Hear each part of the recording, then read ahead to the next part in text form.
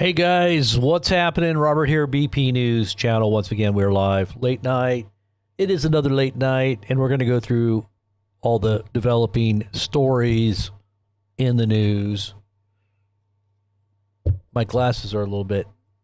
I always find stuff out right when I go live. I don't know why that is. But yeah, we're going to go through all the information that's hitting the fan here. And there is a lot of things that are happening that people should be aware of and preparing for. And, knowledge is, knowledge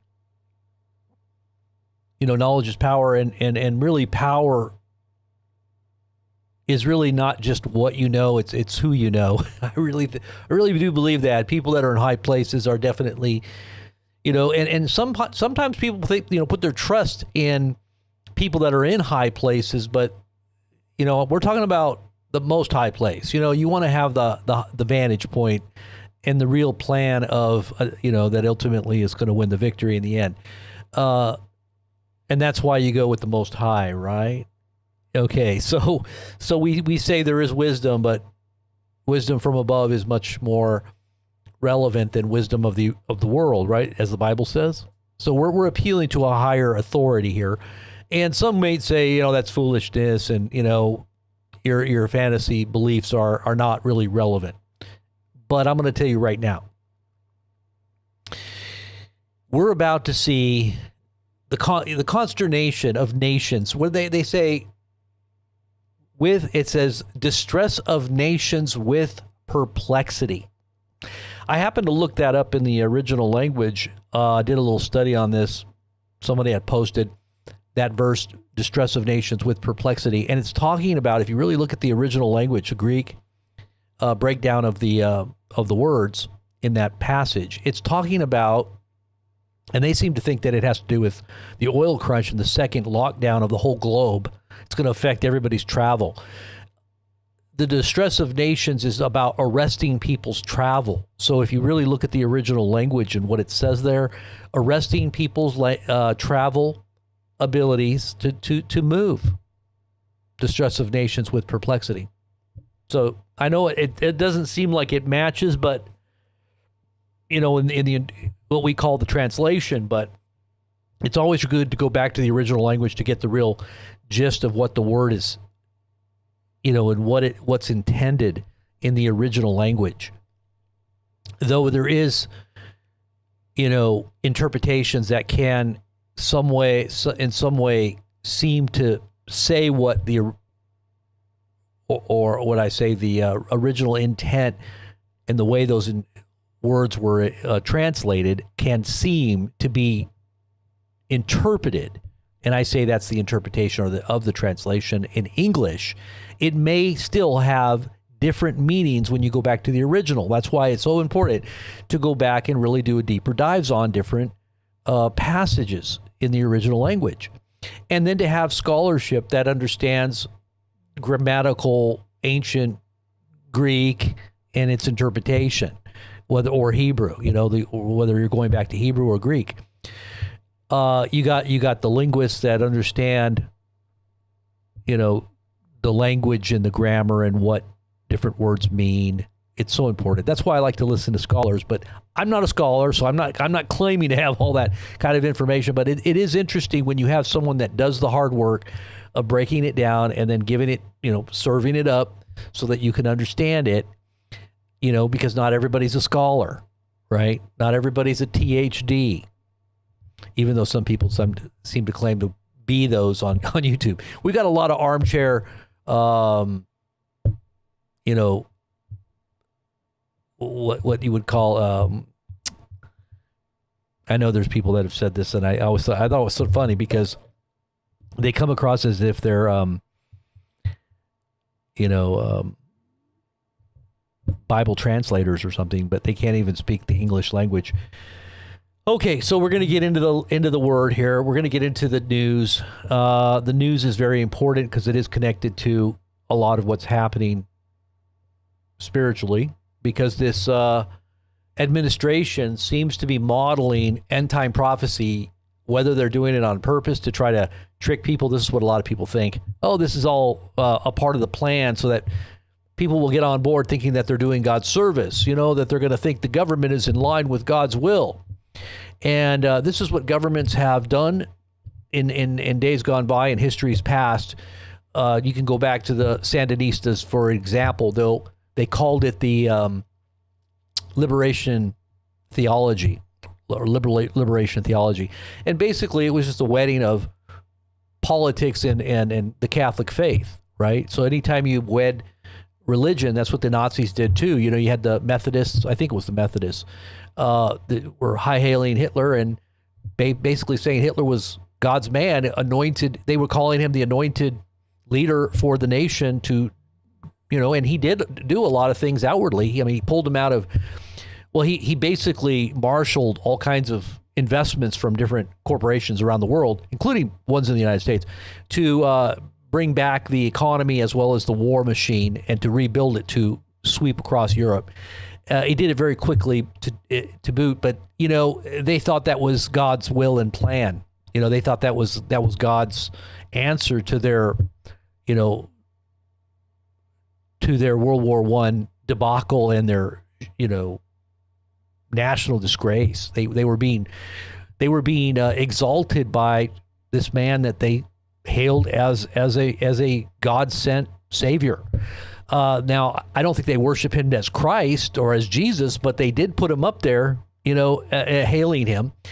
And so we had the result of World War II. And I think that we're on the cusp of seeing something very similar happening in our day. And we can see the signs of,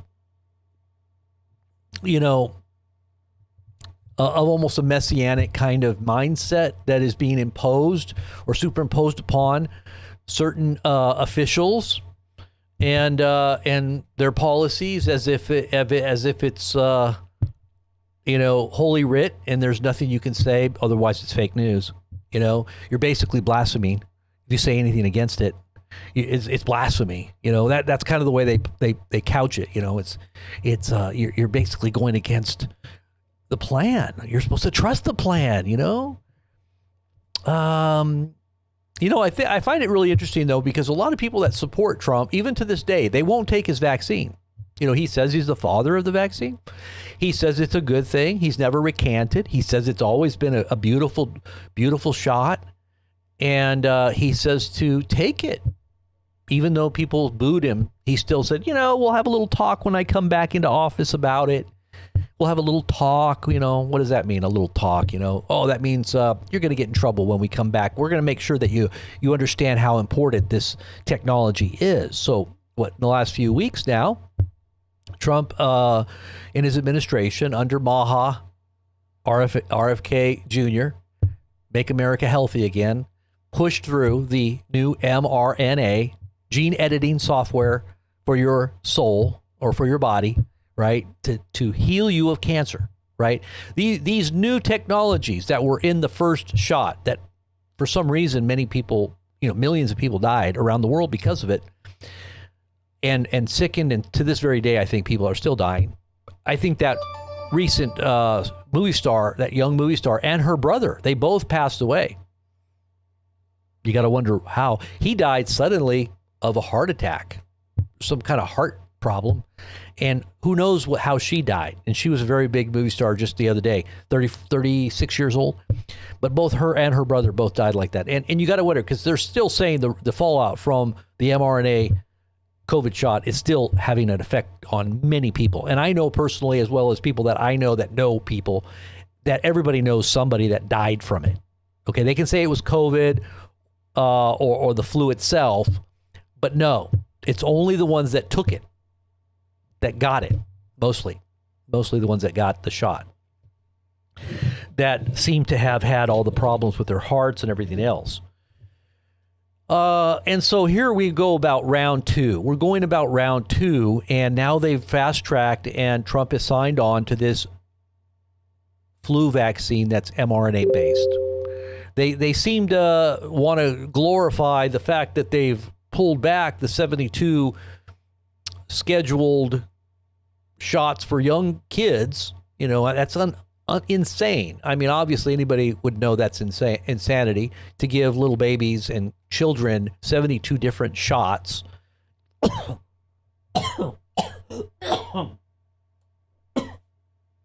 A bug went right in my... I just breathed in this bug. I got it out, though. That was disgusting. Oh, sorry about that. That's what happens when you're on live camera. I did spit it out, though. Thank God it came out. That was disgusting. Oh, my gosh. You got to clip that one. You got to clip that one. Make a... Oh, man. Have you ever seen anybody breathe in a fly into their throat? I mean, I just when I was taking the breath, it went right in.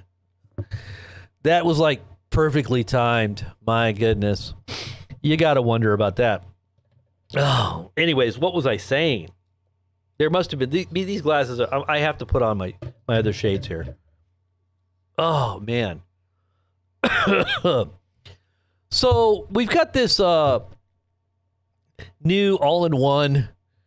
They're gonna lessen the schedule now for the children down to 7.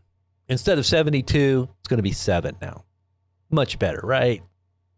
Make America healthy again. That's what we voted for, right? But oh wait, it's mRNA based. That means it's gonna edit your DNA, right? Or your genes. It's splicing and dicing. It's playing God with your physical biology. This isn't about a classic vaccine that helps you stave off pathogens by inducing a little portion of what that might be to create antibodies so that your body can fight it off naturally. No. This is about going into your physical body and also putting in your blood type to the AI so that it can spit out any kind of mRNA answer to your problem. Whatever problem it is, customize it 48 hours because AI is so smart, you know, and it knows everything about everything that's going on in the world because it pools all that information. And it's like this digital God doctor. It's a God doctor that's digital and can understand everything about who you are and your molecular structure and everything that's going on in your blood. And it's going to spit something out in 48 hours to create a customized mRNA vaccine just for you, right? And it'll make you, who knows, maybe it'll make you live forever. That's what they're expecting, right? That's what they're talking about. That's what Jared Kushner said. Jared Kushner says, you know, I got to start taking care of myself because, you know, I'm the generation that'll see technology help us to live forever. I don't want to die before that happens. So I'm out there exercising and making sure I keep myself all healthy because I think it's almost here, right? He's almost going to get that to a point where he's going to be immortal. Science is going to make us all immortals, right? Yeah. Well, Jesus said, as the days of Noah, so it would be in the days of the coming of the Son of Man. What was happening in the days of Noah? Genesis 6, their DNA was being altered by genetics, and that's where giants came from. Remember, giants were in the land because of what? The sons of God came into the daughters of men, and giants were birthed, and that's why the flood came, right? The flood was to get rid of humanity's altered DNA, genetics. So as in the days of the flood, of the days of Noah, so would it be in the coming, before the days of the coming of the Son of Man. There's going to be this altered state of genome. And who's going to be the one that does that? Well, I don't know. I would think it would be someone that would be, I don't know, Satan. And who might that be? Well, someone that claims to be the Father, the little horn, or the little trump, I should say. And by the way, we're talking about little horns here. You might want to go back and really analyze some of the recent videos we've done on this. When you talk about the one who said he's going to stop Jesus from coming back because he said there's not going to be the end of the world in the Middle East. He won't let it happen. No, he won't. I won't let it happen. Nope, I'm not going to let it happen. It won't happen under my watch. The end of the world will not happen in the Middle East. I will not let that happen, he said. Very emphatically, he said, I don't care what the prophet said. He said, the prophet said, you've heard it said, the prophet said that the end of the world will happen in the Middle East, but we will not let that happen. We will not let it happen. And then he goes on to talk about all of his nuclear technologies that he himself rebuilt. Very scary technology. These terrible weapons, but we've rebuilt them all. I know them all, right? Why would Trump say that in the context of the end of the world, and that he won't let the end of the world? Now, let's just say this. Let's just say the prophets have stated this is the way it's going to unfold. And Trump says, no, I'm not going to let that happen. Doesn't that make you kind of wonder, like, who does Trump really think he is? Like, I mean, does he really think that he's going to bring eternal peace? Because he has said that, eternal peace. Who says that? Have you ever heard of a political leader, maybe the Fourth Reich? I don't know, the 1,000-year Fourth Reich. Maybe they thought that, but I've never heard a political leader say I'm going to bring eternal peace. Have you ever heard anybody say that before? But Trump has. Trump says he's going to bring eternal peace. First he said 3,000. First he said, I'm going to bring peace, and it's never been in the Middle East for 5,000 plus years. I don't know where he came up with that, 5,000. Then now he says 3,000. And then he talks about eternal peace. So, I don't know. Maybe all this mRNA godlike technology has gone to his head. I don't know. I don't know how he can say that, but anyways, let's get into the news. I know I'm just ranting here. April 26th, 2025. Donald Trump promised lower food prices on day one. 99 days later, has delivered exactly the opposite. And here we are today with food inflation way above 30% from the time that he entered. Not to mention the prices of gas going through the roof. And right before this recent rise of gas prices, because of what's going on in the Strait, Trump made a very bold and very emphatic statement that was very much like, I don't care, because that's exactly what he said. I don't care if gas prices go up. So he was questioned by a reporter the other day. I think it was like 4 or 5 days ago. And then you've noticed gas prices have skyrocketed, haven't you? I've seen gas prices at one gas station in my local area have gone up 50 cents in the last week. 50 cents a gallon. It was $5.25 at one station, and now it's at $5.79 or $4.79. I'm sorry, $4.79. $4.79 a gallon. It was at $4.25 at that gas station. It was at $4.29 at some other ones, but now it's averaging about $4.59 to $4.69. But there is one station that's the major hub station that everybody kind of takes their cues for in our little town, $4.79. So 50-cent increase. What do you think about that? Anybody held accountable for this? Should anybody be held accountable for this? No.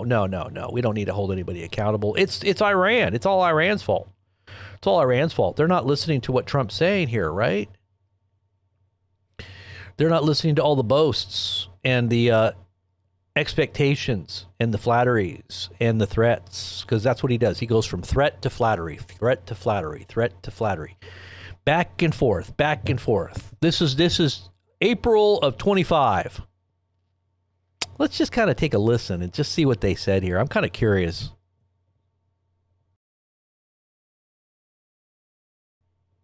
Yeah, let's see if we can get this to work. This is an old article. Portland Public Schools claiming she was banned from all school events.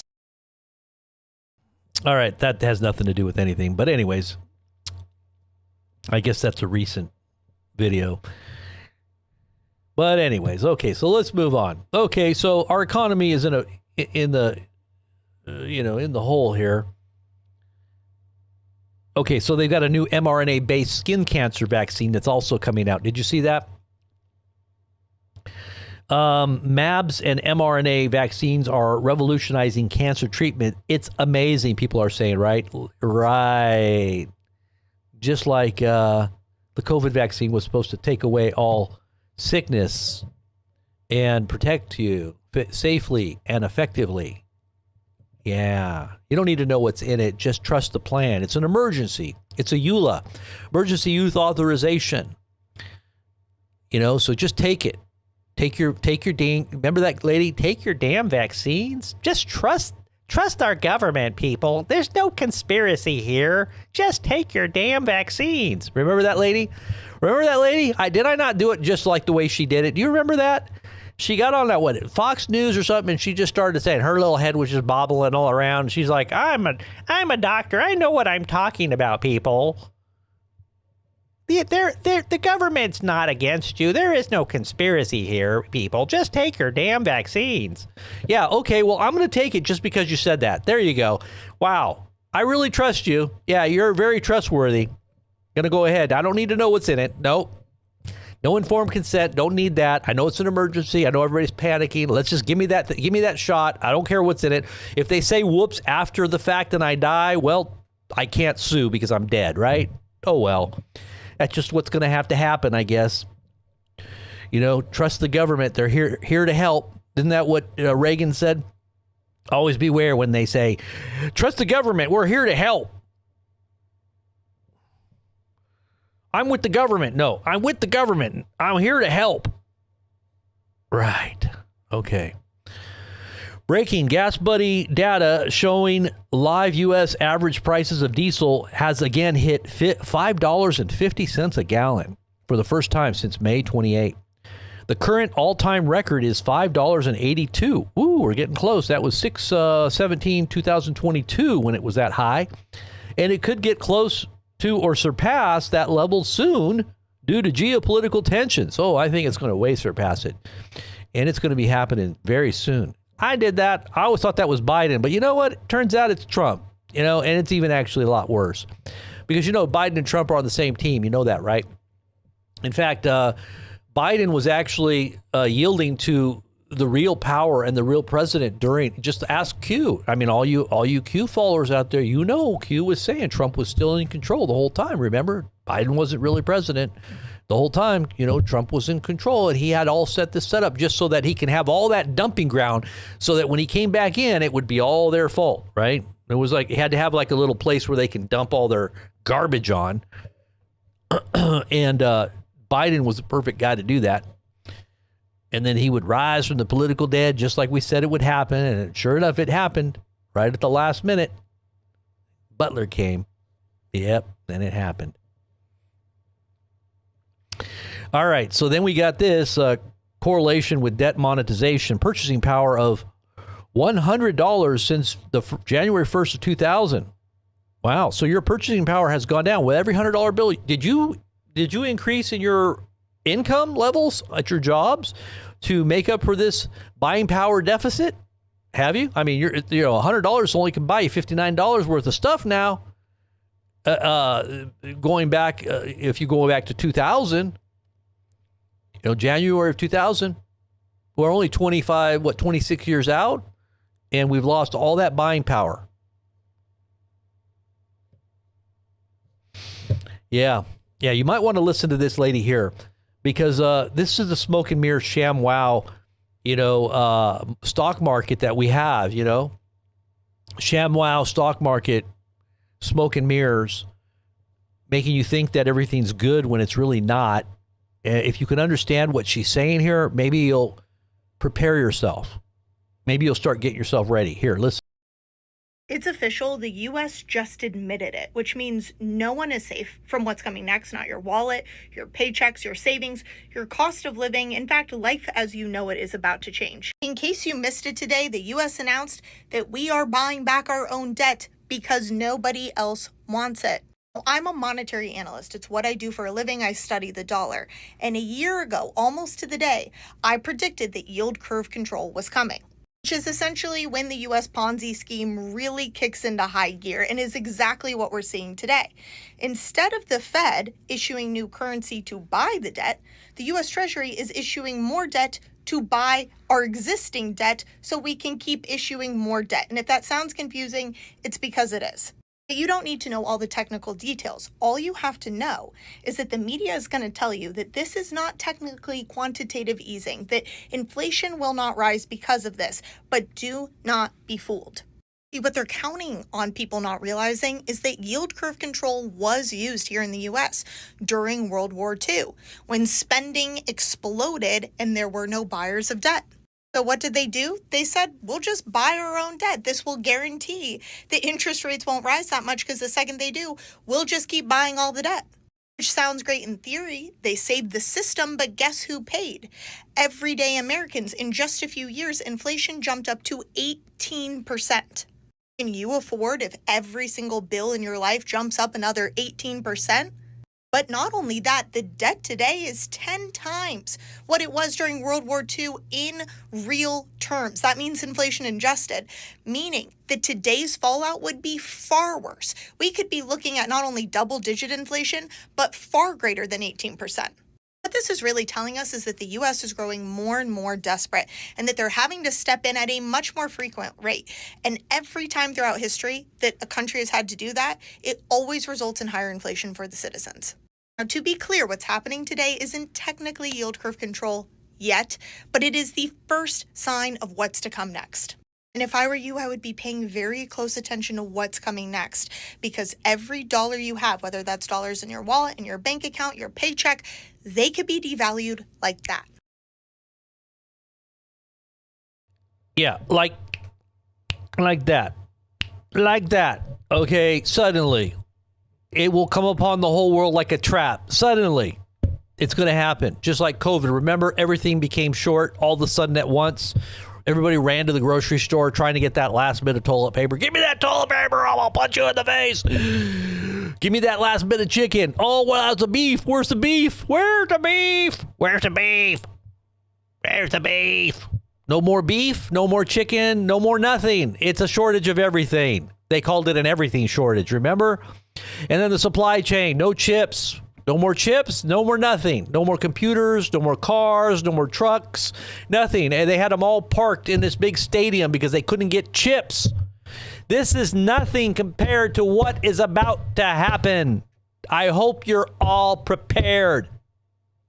All this pretty talk and this flattery and this back and forth that they're doing with Iran is what they're doing to you. It isn't just about Iran. They're telling you sweet little lies too. And then there's going to be famine. There's going to be famine in the United States. Do you understand what I'm saying here? Famine. All right, just so you know. I just want to make sure you understand. You get it? You get it? Got it? Good. All right. Just want to make sure you're all getting it. All right. And if you haven't seen this one, maybe we should look at this one too. Why not? This is one of my favorites from back. This is like a blast from the past. And you know, history repeats itself. You know that, right? Especially when they're still alive. Yeah, they're going to continue to repeat. Wash, rinse, repeat. Wash, rinse. It worked. Y'all went along with it pretty much. So they're going to just keep doing the same thing to you until it gets to the point where they can just, useless eaters anyway. Hey, they got robotics coming in and AI to take over all the jobs. They don't need you anyway. They need to cull the population. All right. Well, here you go. Listen up. And it won't be the last pandemic. The next one could be far more severe. I mean, this one, it killed millions. It was awful. We got the vaccine. Actually, President Trump's leadership was a factor in getting that out quickly. And so when I spoke to him, I said, okay, here's some other medical innovations, including a thing called an HIV cure that could be accelerated. So, we should be more prepared both for a pandemic. I'd say that's still number one. You can worry about nuclear war. You can worry about AI. There's plenty to worry about. But overall, I'm an optimist. Okay. No, I mean, it's up to the government to think ahead on behalf of the citizens. Yes. So, a pandemic, there's a lot that we should be doing that hopefully we'll get our act together before the next one comes. Overall, the innovation in health, both in the developing countries, the rich world, I love being part of that. I was reading, though, that you said the next pandemic you are predicting within maybe 25 years. Is that certainly accurate? we'll have one in the next 25 years. There's even some pathogens out there that we're watching over right now. Hello, useless eaters. As your unqualified, non-elected global human health overlord, I'd like to take this opportunity to flaunt my position of power and influence over society and share some of my plans for you and your future. When I amassed my fortune in computer software, I demonstrated that I was willing to lie, steal code, cheat my partners, and exercise monopolistic control to destroy my competitors. Now that I've retired, I can rebrand myself as a humanitarian. With my for-profit foundation masquerading as a charity, I can advocate for population reduction and sponsor mass human experiments with unproven vaccines in vulnerable populations.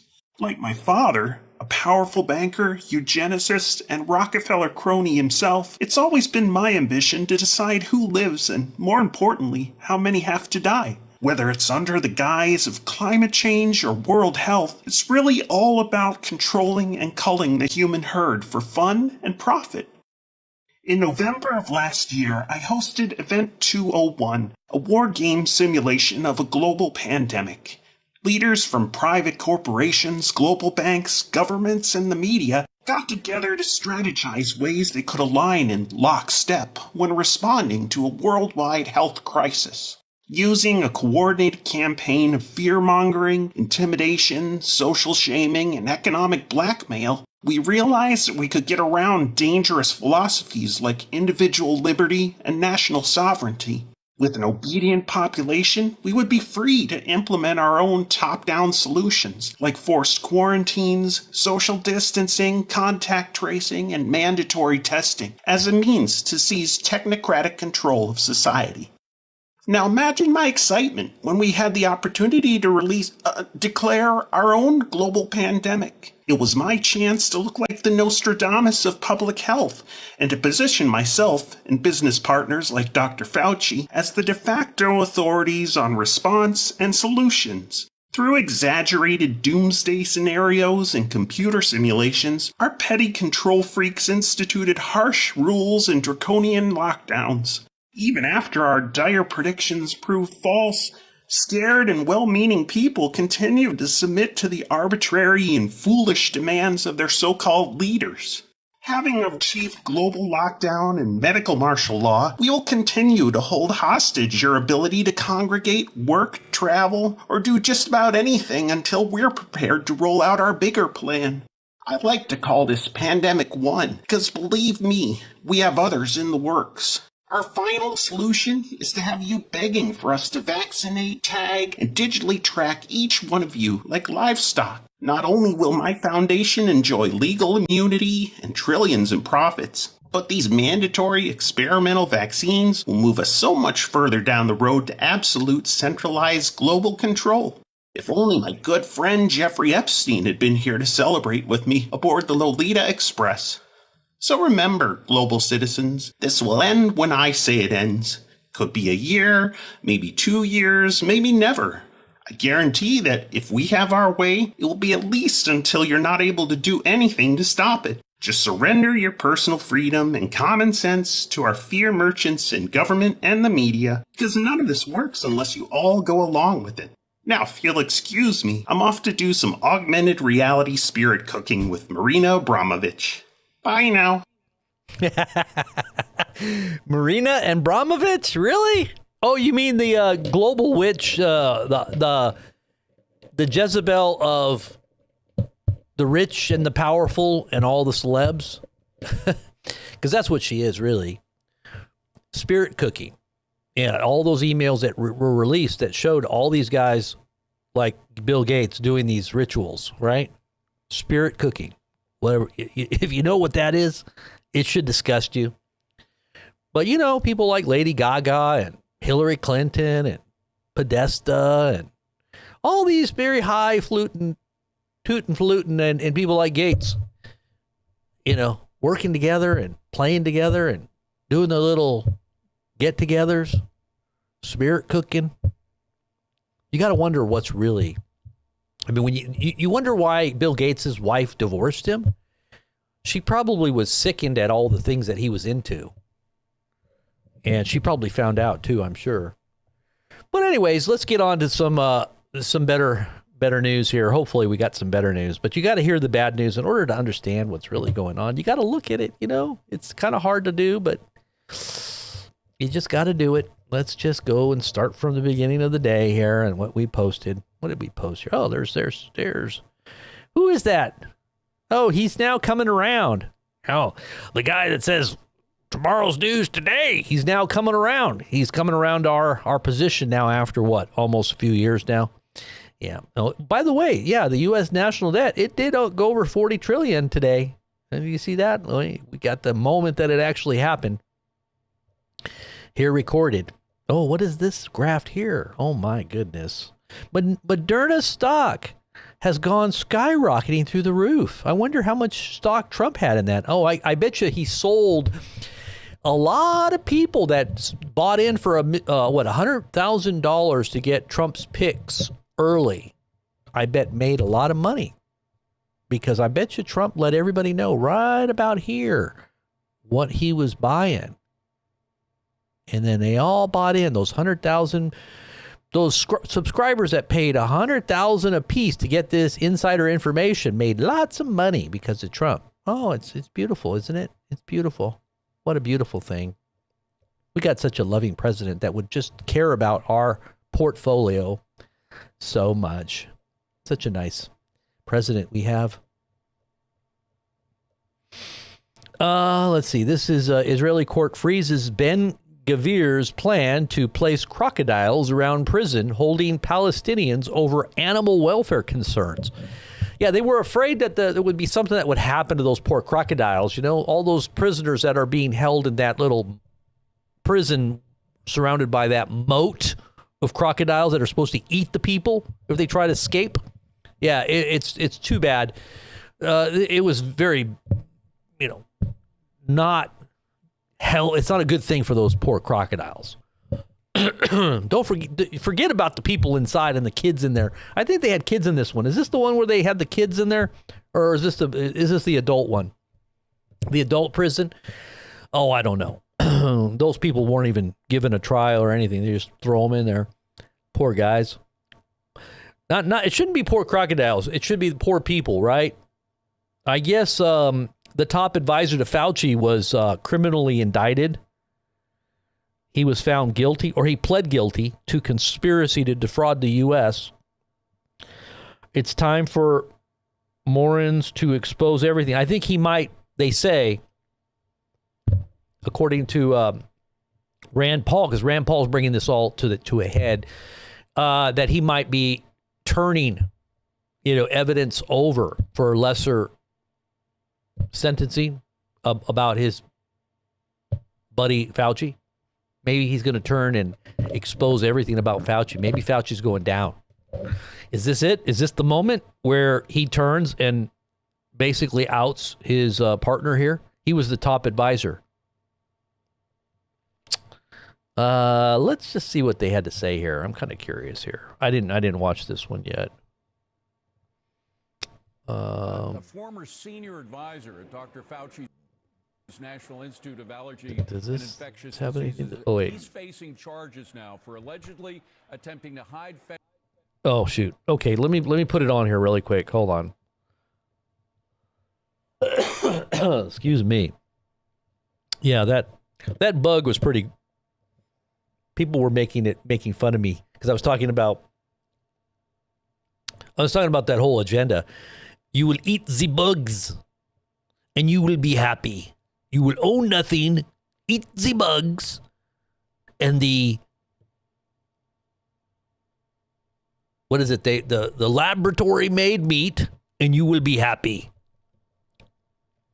This is not coming like little ripples across the ocean. It's coming like a tsunami. It's coming now. You will eat the bugs and be happy. All right, here we go. A former senior advisor at Dr. Fauci's National Institute of Allergy and Infectious Diseases. He's facing charges now for allegedly attempting to hide federal records during the COVID pandemic. His name is David Morans. You actually referred him to the DOJ for criminal prosecution in 2024. What's your reaction to all this, quickly? I'd say it's about time. He was a top lieutenant to Anthony Fauci. Anthony Fauci has denied really having a connection to him, but they worked together for 20 years. So there really are some questions about whether or not Moren's illegal activity also may have involved others at NIH. Yeah. There are two unnamed co-conspirators, and I think there may be more in this. Well, they were trying to keep sensitive information from the public. We deserved to see it then. We deserve to see it now. Senator Rand Paul, thank you very much. Wow. Sensitive information being kept from the public. I guess they're going to end up showing it, huh? I guess this guy's, with the threat of prison, he's going to have to start talking. He's going to have to start talking now. All right, Comcast, if you didn't know that your modem or your router that you get from Comcast can be turned into a signal that can ID you with 99.5% accuracy. Yeah, it's a new plan, and it's offered free. Isn't that amazing? They're going to give you a free, secure. It's kind of like a secure thing for keeping you safe, right? Safe and effective. They're going to keep you safe. Here's what they said. Dear Comcast customers, the internet gateway in your living room is now a motion sensor. It's free of charge, and the data can go to law enforcement without further notice. I think somebody just said this, but this is what it says. Okay, this is kind of the way they portrayed it here, as what they were telling the public, and they can further it to and the data can go to law enforcement without further notice. What's more, researchers have already shown that these same signals can identify exactly who is in the room. Wow, I wonder how they can know that with just Wi-Fi signal. Isn't that crazy? This isn't cameras. This is Wi-Fi emitting from your router, right, for your internet. How is that possible? Well, there's technologies I'm sure that we all don't even know exist here, or we don't know how it works. But obviously, Comcast is now putting this out. So Tuesday, Comcast unveiled Infinity Shield. It's called Infinity Shield, a home security platform built entirely around the Wi-Fi network. Its centerpiece, Wi-Fi Motion, turns the leased gateway into a motion detector at no extra charge. According to Comcast, a typical customer has roughly 36 devices connected to their Wi-Fi. Wi-Fi Motion works because a human body moving through a room disrupts the signals or disturbs the signal field between the gateway and stationary connected devices, like a printer or a game console. So I guess it's like it kind of like 3D prints you or something. I don't know, with digital waves. While the feature is opt-in, and according to Comcast rollout materials, does not track phones or reach through Wi-Fi extenders, those limitations are choices Comcast made in software, not limitations of the technology itself. So that's that. They can probably change that if they want and make it do other things at a whim. We might not even know that they did it. I don't know. But it says Comcast says that the Wi-Fi Motion works, quote, without recording video, capturing images, or identifying individuals. I guess they can see when you're on the toilet, too. And whatever else you're doing. They're going to be like watching every little move, huh? The company is not shy about identification as a product. The $15 a month tier Xfinity Shield Select adds AI-powered cameras that can identify people, pets, packages, and vehicles. The free tier's restraint is a line drawn one product SKU away. And that was an article that was put on,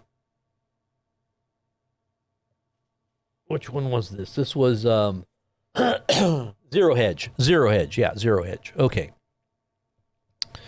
Moderna's stock surges as melanoma vaccine trial shows landmark moment. I guess it's very successful. You saw the surge, right? There you go. That's what they expected. I'm sure everybody knew it was coming. That was the insiders.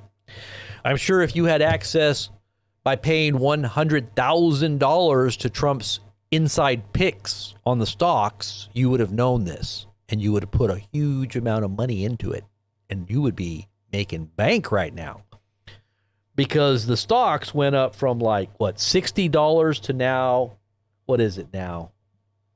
$183 per stock. So from $60 all the way up to $183, you'd be sitting pretty if you put in $1 million or so in there, right?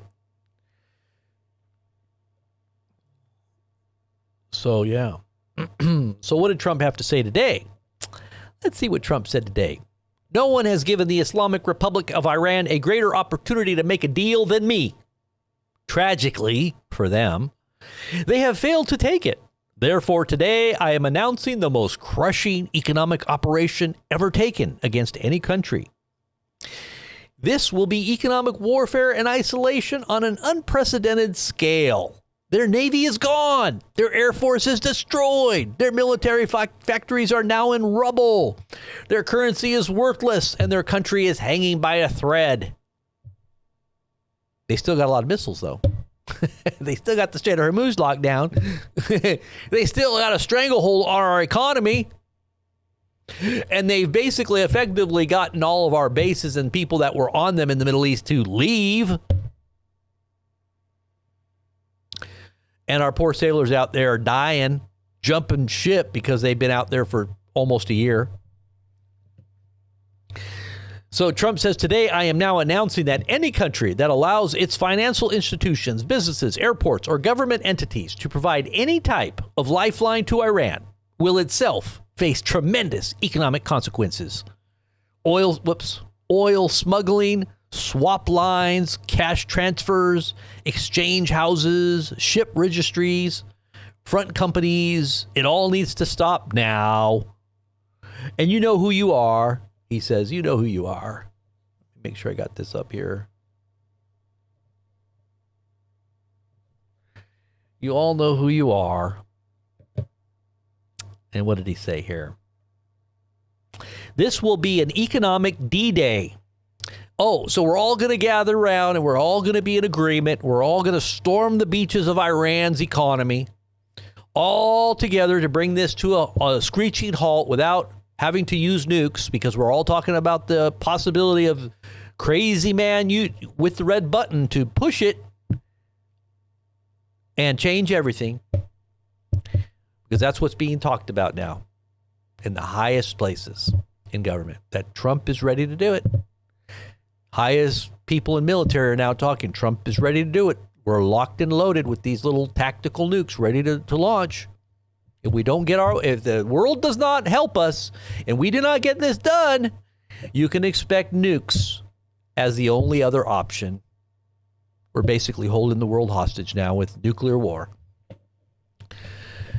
This will, and you want to know why, because the U.S. is on the brink of some really bad things economically, and our oil is not what you think. Okay, they keep telling you, hey, we got 1,000 years worth of oil.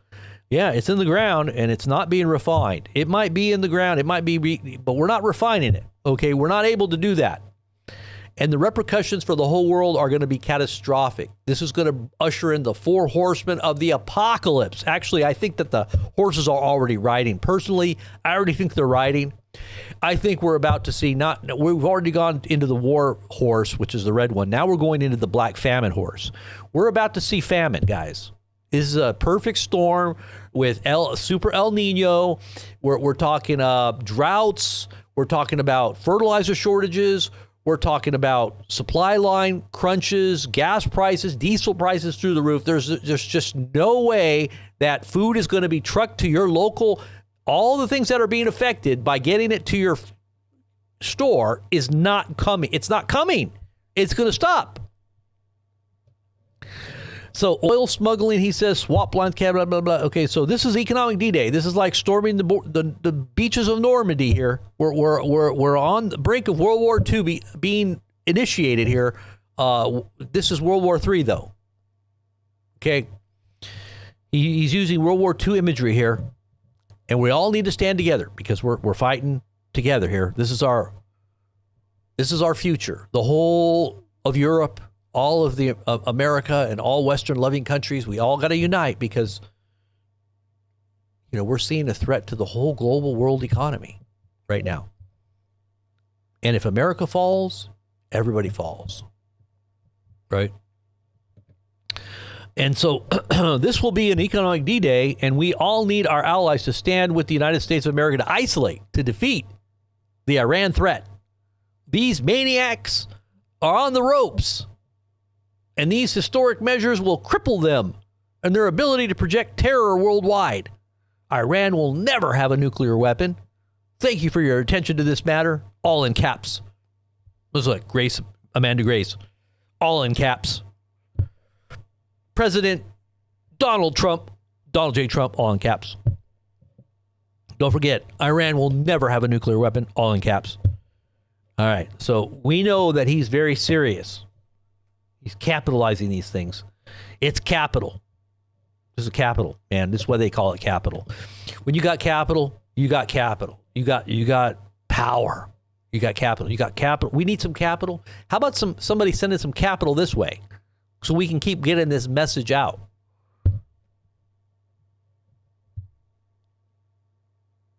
Yeah, we need some cap. Hey, let's get some of this capital here that's just vanishing into thin air. Here is our national debt increasing to the point where it goes over into 40 trillion.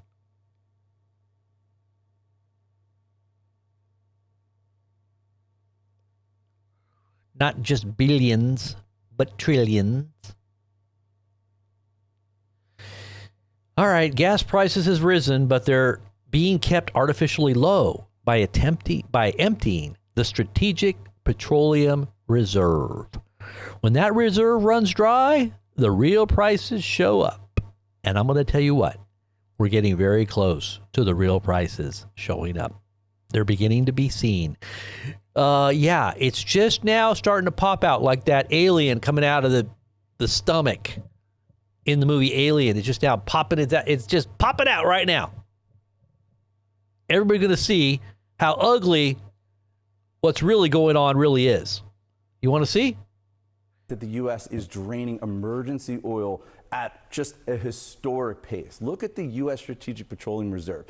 Another 5 million barrels were drained last week alone. Look at this line all the way on the right side. It's going almost straight down. Yeah. It's now at its lowest point since late 1982, back when the Reagan administration was just filling up the SPR for the first time. Now, wow. SPR, Strategic Petroleum Reserves, right? Back after the oil embargo and mile-long gas lines under Jimmy Carter. Remember? How many of you guys are old enough to remember that? Mile-long gas lines. Prices skyrocketing. You couldn't even fill up your car.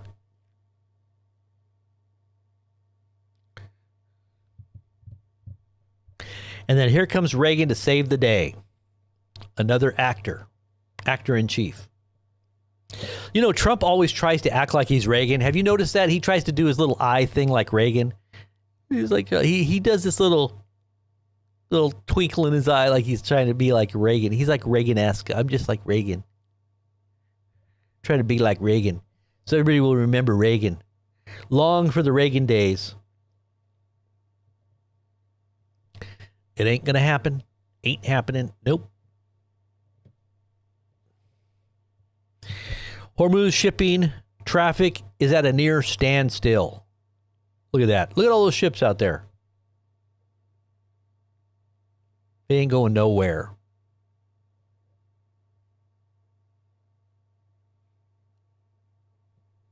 I wonder if any of them guys are starving out there.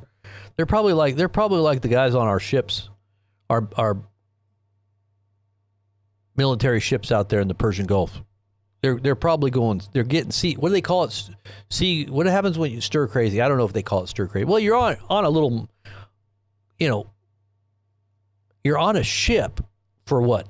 How many days have they been on? Almost like 300 days. Can you imagine being on a ship for 300 days without having port or going to, stopping off for any kind of break? You'd go crazy. That's why they're jumping overboard. You got these sailors that are going nuts. They're going overboard, committing suicide. And Trump says they're not there long enough. Remember when he was questioned? He said, "Oh, they're not there long enough. They're going to be there longer.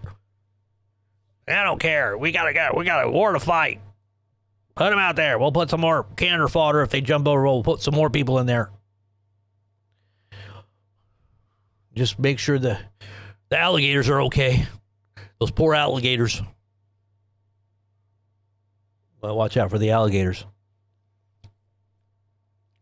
Hormuz shipping traffic at areas. Shipping traffic through the Strait of Hormuz declined on Wednesday, with data showing that most ship owners continue to steer clear of the key waterway amid uncertainty over when it would reopen following the blockade during the U.S.-Israeli war on Iran. Nobody is willing to go through there, still to this day. And here's Alex Jones claiming that, and he's so late on this. I mean, like, where was he like 5 or 6 months ago on this? He should have been on this a long time ago. Jones now claiming he's just trying to play catch up now. Alex Jones is just now playing to catch up, and you know what? He's irrelevant. Anyone that's tied to him at this point should be considered irrelevant and lacking in any awareness about what's really going on. All they're doing is going on. The people that are connected to Alex are just like, which way's the wind blowing? Oh, this is the way. Let's go this way and try to co-opt the message. Let's try to take it as if it's our own, like we thought it all up. Tomorrow's news in a month from now. That's what Alex Jones's new moniker should be. Tomorrow's news in a week from now, or a month from now, or a year from now. Because Alex is missing it big time. Sorry, Alex, but that's the way I see it. Yep. Trump is saying, I've got a deal. It's all lies. He just says that to try to jack up the markets. Trump always chickens out. He goes taco. Oh, really? Wow. That's great, Alex. Glad that you figured that one out finally.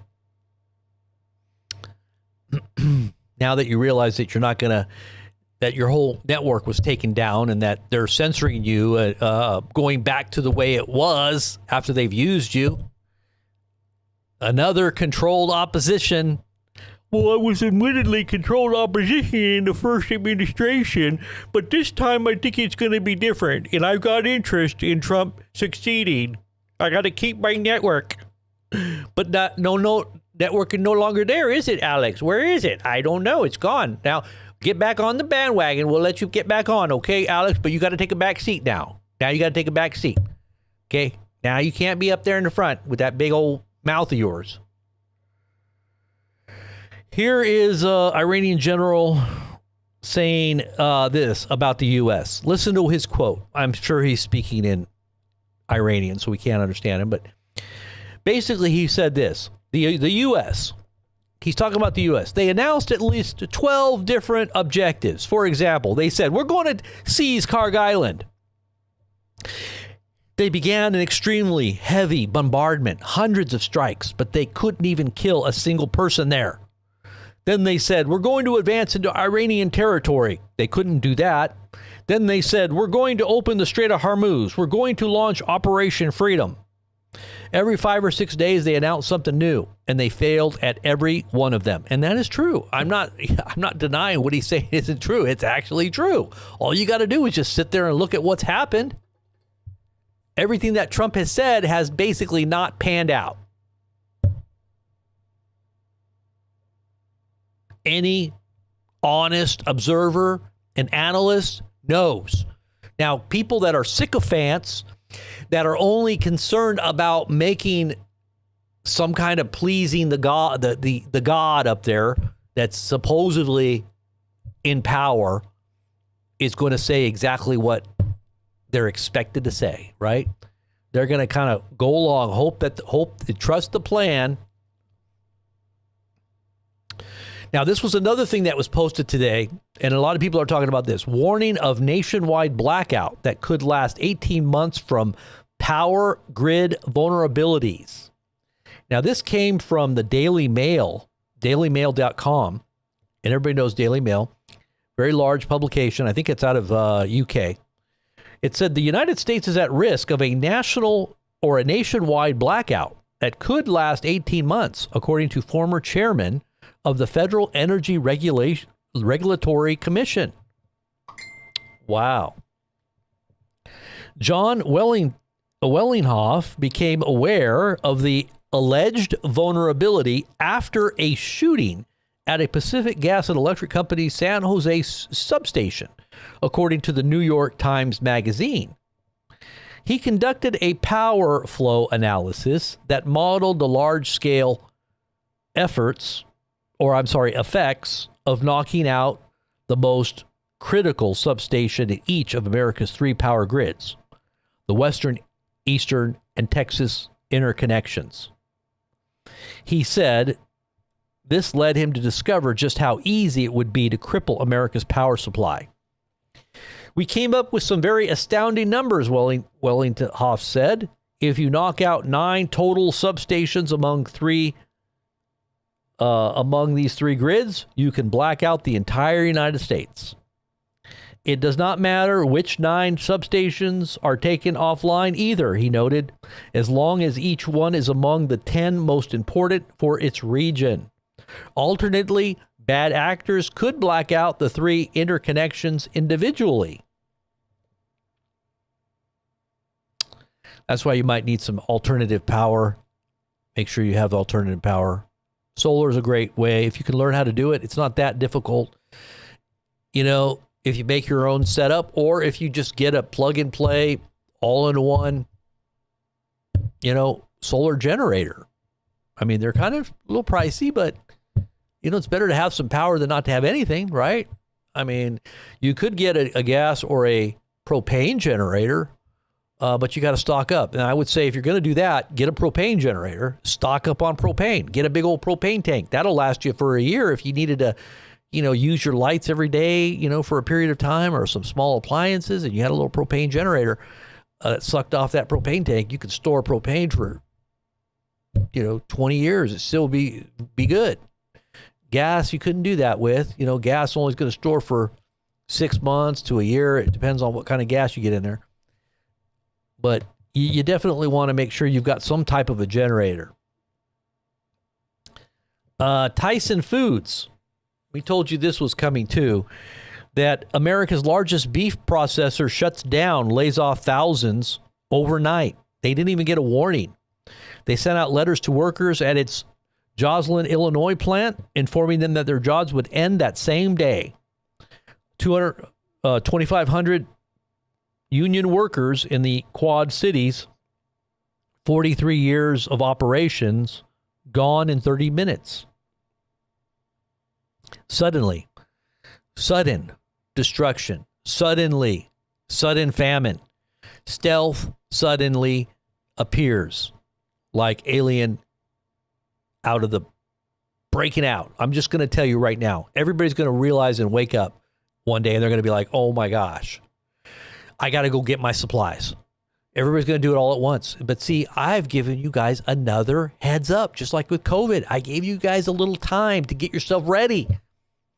This is why I do microgreens, because I know that produce is gone. If it's not poisoned already, you got to grow your own stuff.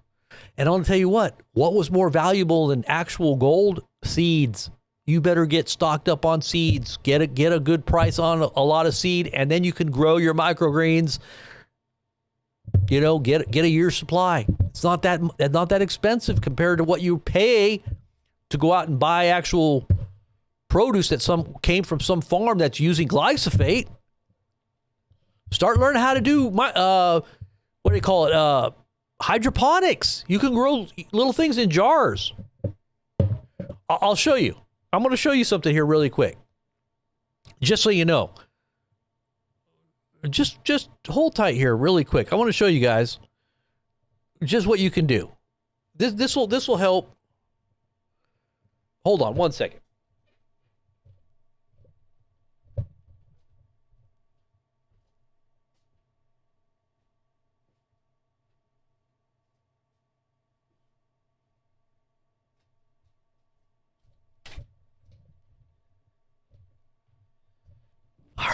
All right, so look. You see this? This is a jar. This is a mason jar. I think this is a wide mouth. We get one of these. There you go. You can grow tomatoes in there. I'm not saying this small jar, but you want to get a big one, like a big jar. And you get these little inserts, put them in there, bam. You put your grow medium in there, let it grow, let it get its roots coming out, and then you feed it. And put it in your house on a rack. You get a grow lights. You can grow it throughout the winter. Like you can grow all kinds of greens. You can have like a whole shelf full of greens that you're just continually growing. You'll have your broccoli. Now they say broccoli. We just posted this here. Look at what we're posting here. They said broccoli. Listen to what they said. I'll just tell you the gist. So broccoli leaves are more nutrient dense and have probably more value to your health than just the actual bloom, the tree part of it, when you eat the broccoli. I'll tell you this, broccoli microgreens are some of the best microgreens you can eat. That's why broccoli seeds are so hard and so expensive to get. They're not hard to get, but they're just more expensive than a lot of microgreen seeds. There are some very expensive seeds. Now, we do the microgreen thing, and what I'm doing at nutriagreens.store, you can find the links below, I'm trying to get you guys all acclimated to just starting out with a self-growing microgreen setup. Basically, you just put water in it, you lay out the seed, and then you can forget it. By the time it runs out of water, the microgreens are already so tall. You get about 20 grows out of it, depending on which one out, 20 out of each kit. We got a 3 kit, we got a 1 kit. But here's what I'm going to be doing. I'm going to be doing the bigger trays for people too, the self-watering large trays. And I do that myself because I don't like to water them. You got to water them every day. But if you do the big self-watering tray, and I made the trays. I can't find them anywhere. Like the way I do it, I don't see them like this. But you get a self-watering large 10 by 20, and there's a way to do it, wicking system to do it. And then you just put them on there on that tray, and they'll grow, like I said, seven days or so, and you'll have all your microgreens growing up. And I've got red cabbage, I've got broccoli, I've got green mustard, red beets. I mean, these are so nutrient dense. Sunflower. And that way you don't have to sit there and water, because if you don't, you got to water them every day. This way it regulates itself. The watering isn't overwatered or underwatered. You don't have to put any nutrients in the water for these types of seeds. Oh yeah, I got purple turnip as well, purple turnip and radish. Oh, the radish is great. And then they just grow, and then the soil doesn't go overwatered and it's not underwatered. And then you don't even have to mess with it for like 7 days. And by the time you come back and look at it, if you got your lights, you got a timer on your lights and your lights go on and off. You don't even really need lights if you're in the summertime and you got a window. And then they'll grow. And there you go. We eat microgreens every night. And I put it in the kids' food, put it on anything that we have. If it's tacos, if it's hamburgers, if it's stews or anything, we just stuff it in there, and the kids are eating, and they're getting so many good nutrients, and you're gonna thrive off of that. And it's gonna take away inflammation, any type of inflammatory disease. It is the most powerful thing you can do to stop and reverse inflammatory disease. Anything that affects your inflammatory your arteries, your joints. They even say cancer, people that have autoimmune, Alzheimer's. What's the other one? There's another one, Alzheimer's. There's another one. There's another one that affects the brain too. And I forget, that's also good for that. And I'm trying to tell people, like, start growing your food. If you don't have a garden, you don't have the time for a garden, do your urban gardening. Get some racks, get a few racks for your room. You know, depending on how many kids you got or how many people you got. We're doing this for 8 people. Okay. So I have to have I got 1, 2, 3, 4, 5 racks. I've actually got 3 racks that are growing, and there's 5 levels on each rack, and I've got microgreens going on each one. And so what we do is we take a tray every time we have a meal. We pretty much use almost a full tray, 10 by 20. And we've got the smaller trays, we got the smaller ones, and we got the little ones that produce, that are self-watering. And those are the ones we're trying to get people to do. Now, once we start rolling out the other things, and I'm going to be making more videos on this too, I think it's a way to help people to get them ready for what's coming. Now, here we go. I'm going to show you what else they're doing. And this is just so you can get yourself ready, man. I'm telling you. And it's going to affect your beef. You better know how to fish. You better know how to hunt. You better think about if you got the ability to, raise some sheep or cattle, you got a little property, learn how to do it. Start doing it, because everything's going up. All the beef prices are going up. Farmers are culling their herds. They're getting out of the business. I'm telling you, it's affecting everybody, and it's only going to get worse. Look at this. Beef processing plant shut down. Tyson Foods will close or sell 3 of its U.S. beef facilities as industry struggles. And if the big dogs are going down, what do you think about the little guys? All the little farmers. How do you think that's affecting them? The gas prices, the diesel prices, the feed prices, everything's affected. Everything's affected. The crops that are coming in for the feed that the cows usually eat, corn is being affected. So is wheat. Everything's being affected. Everything is being affected by the drought, by the fertilizer shortages. Some of these crops are fertilizer, they need fertilizer. And when you have a lack of fertilizer coming in, then the crop yield is a lot less. That's affecting feed prices. That's affecting your beef prices. That's affecting your bread prices. That's affecting everything.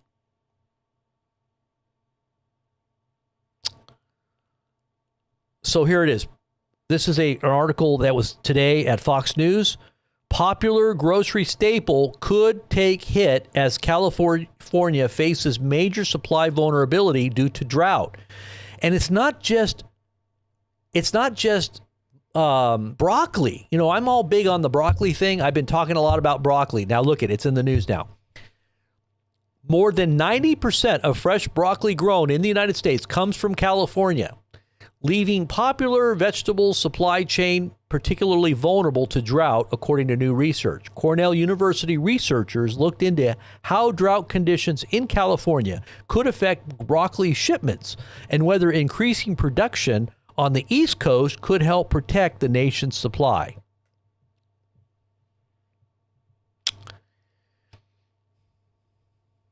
They better get a bunch of these hydroponic, factories going. The heat dome build in the western U.S. is worsening drought this week. It says another heat dome will send temperatures soaring across the west, suppressing monsoon storms and worsening drought. This is according to AccuWeather, and this is western U.S. This is where all the crops are growing. Believe me, I used to be in the central California, San Joaquin Valley. Everything that's grown there is dependent on the water supply, and the weather's always hot there because it used to be a desert. But if they cannot get water in there, and there's been water wars going on for the last 30 years there. If you just type in water wars, Central California, and you'll see they've been slowly chipping away at all of the farmers that have been there historically, starting from the little farmers all the way up to the big ones. And they're taking over the food supply. And I'm telling you, it's a stealth. They're doing this so stealthily and slow chipping away. It's like death by 1,000 cuts. It's now got to the point where everything is literally, potentially, this is how they control. Remember what, what's his name? Kissinger said, control the food, control the people, control the water and the food, control the people. They talked about that in conjunction with energy as well, oil, right? Because it's your lifeblood. You stop that, you stop industry, you stop everything. You stop agriculture, everything stops. And they're going to blame China. They're going to blame Iran. They're going to blame it all, and this is what they're going to use to try to get us to go to war. Oh, well, it's there. Look what they're doing, But who initiated this whole storm? Trump did. He initiated this. There was nothing going on there that we had to worry about, except for the fact that they might get a nuke or they got too many missiles. They got too many missiles. Oh, Israel says we got to get in there. We got to do something. Israel's not going to do it, but they want us to go do it, right? And they know that it's going to throw the whole U.S. economy into a tailspin. And I told you before all this happened that that's what the plan was, to destroy America. This was the plan to push America over the edge. And this is exactly what they're doing. Now it's a waiting game. Just wait till, it's kind of like all the vultures are just sitting there watching America. Well, just got to sit here and wait. She'll be dead pretty soon. Won't be long now.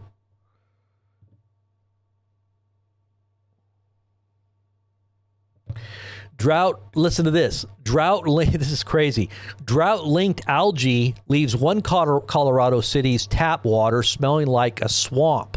Do you live in Colorado, and does your tap water smell swampy? Well, this is what's going on. Complaints began on July 30th and climbed rapidly over the first week in August. As the city was trying to preserve water supply, water in the storage reservoir was being refreshed less often.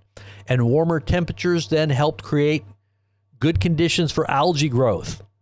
According to the U.S. Drought Monitor, as of August 11th, over 93% of Colorado was experiencing some level of drought, with nearly half of the state facing extreme or exceptional drought conditions.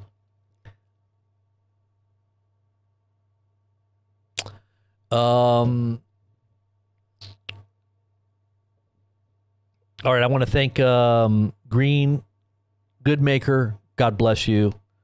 I think you're a sister. Gary, Indiana, out of power for a week with floods. Wow, really? Gary, Indiana. Either floods or drought have destroyed crops. Get ready, friends, in your hearts and within your communities. Thanks for holding space for faith and hope. Yes, thank you so much for your support. We definitely appreciate everything that you guys do. A lot of you are standing with us and have stood with us regularly in the shadows, and I also want to thank every single one of you. We definitely are trying to increase our ability to, to be free of having to worry about other things and being able to focus on what we do here. I think if we really had that complete focus, that's probably right before the end. Right before the end happens. But right now we're just doing a bunch of things that we're supporting what we're doing here because we really feel like it's so important to get this information out. So we are doing everything we can to keep this message going strong on YouTube. And we might have to, if the censorship really kicks in. They're saying censorship is happening now on X, and I wouldn't be surprised if it starts really digging its deep back into YouTube. So we might have to start thinking about an alternative for streaming if it does. So that's why we did the app. We knew censorship was coming. That's why we did the app, and we told you guys the reason we got the app going is so that we can message you and keep in touch if something happens to our channel. And we're also seeing it affecting other channels on YouTube like Homestead Journal. They've taken all their videos down because they've been, I guess they were threatened or something. And they don't want people knowing stuff about what's going on with the economy. And that's exactly what she's doing, is she's exposing through people's testimony. She's compiling, and that's what I post too. And so if they go after our channels, they don't want people to know how bad it really is. You know, we're connecting the dots. And at a certain point, it's going to be pointless for them to start trying to stop what is already very apparent. But they don't want people communicating that. When you start really communicating the real grassroots kind of feel of what's really happening, everybody starts realizing, oh my gosh, this is happening everywhere. And then they realize, oh, it's just not me. You know, it's just not me. Oh, everybody's like going through this. This is so weird. You know, it's happening here and here and here and ever. Those types of channels, they don't want that to happen. And they're going to suppress. They're going to try to censor that. And so we're already anticipating and preparing. Believe me, I've already gone through 2 rounds of censorship. In 2016, when I was on the Trump train, all of our channels got censored. We had 500,000 subscribers, 500. We had 3 different channels. In one day, they were taken down just like that. Just like that. All gone. Okay, so I know what censorship is. I rebuilt my channels and I did the text alerts because I didn't want that to happen again. So I got everybody. I got 35,000 text people texting. They opted in. 35,000 people opted in to my text alerts. I still got the list. All right, I still got the list. I can't message them all because it costs a huge amount of money. But before I was messaging everybody, it would cost me $500 every time I pressed the button. Every time I alerted everybody, it cost me $500. But we were generating income at that time. So it was, you know, it was a chunk of change, but I would do it 5 or 6 times a month. All right. So what happened was I didn't want to get censored again. 2020 came and I knew it. This is it again. Boom. All of our channels got censored again because we were talking about the bad boogeyman. You know, we had to hide our speech, you know, like we couldn't say the vax, we couldn't say anything. We couldn't say COVID, we couldn't say mRNA, we couldn't say pandemic, you know, like there's any word you said was going to be chronicled and you were going to be taken down, your channel in real time. They were doing this in real time. If I did a live stream like this, I would be in real time talking like this, and all of a sudden the channel would go off because I would say something that was against the word. Like they have this technology. It's still there. It hasn't gone anywhere. You say the wrong words and your channel is tracked, tagged, and bagged. It's gone. All right? They can shut it down just like that. So I know it's going to come again, and I know we're getting close, and I'm anticipating another round of censorship. So all of our channels got taken down. I still got my list of 35,000. All right? It's just going to take money to message everybody again. Right now, SMS messaging, it used to be like a penny, a little less than a penny per text. And now it's like almost 2 pennies a text, 1.5 to 2, I think it is. Let me see. I think I'm paying $15 per 1,000 right now. What does that come to? And I'm only texting about 600 people right now. That's it. But the $15 a text, it adds up. Let me see. So 1,000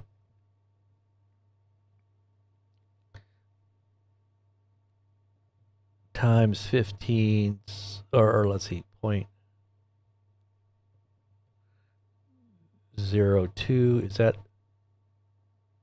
Okay, so yeah, it's probably 1 point, let's see, 1,000 times point 15. Is it 15 cents?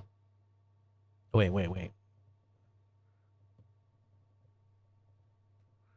0.15. Okay, so it's a dollar. It's 1.5 pennies per text. It used to cost me a little less. So when I would do 35,000 text alerts, it would cost me, I think it was right around $400 to $500 every time I pressed the button. So that was less than a penny. I think it was like 0.08 or wait, 0.80. What's less than a penny? 1.8. Let me see what it was here. 35,000 times 0.08. That's not quite a penny, right? Oops, that didn't work. 35,000 times 0.080.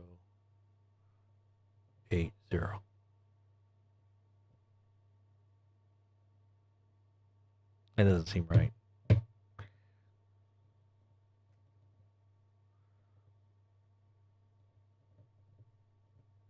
Yeah, okay, so 1 penny was $350.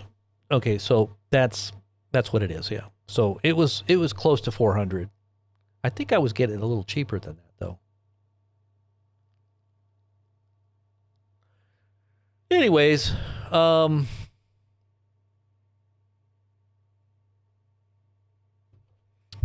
now what it would cost, let me see what it would cost now. 35,000 times 1.5. Whoops.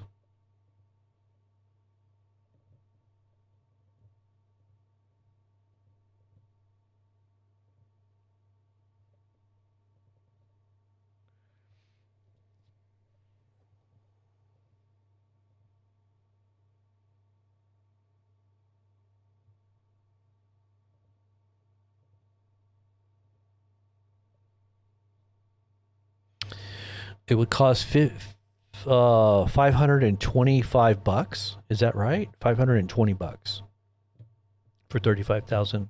If I message 35,000. And you know, another thing too, they've screwed with the SMS messaging. They started doing that during COVID. So they changed the rules on SMS messaging, and now they have the ability to censor your message. And they say, well, it's the carriers. Different carriers have different requirements, so they can censor your message if they don't like it to their carrier, so people might not get it. And if they're like T-Mobile will say, oh, we don't like that text, we're not going to let it go through. But then you're paying for it, and then it doesn't go through, right? You're paying for it, and then it doesn't go through, and then it gets censored. And so it's almost like, I don't know if it's even worth it now. When you guys get messages, what I send you, the 600, if you opted in to my text alerts, you have to get on the app, and then you have to ask, put your phone number in there. It has to be mobile. Do you get the text alerts? All of you guys get them, right? Anyways, I'm just kind of thinking at this out loud right now because I'm trying to think if we should do it again. We should really push into it.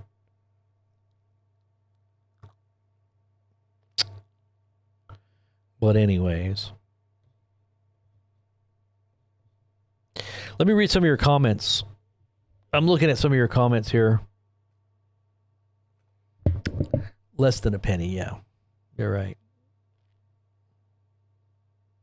Yeah, there's no more copper in a penny. It's not even worth a penny anymore.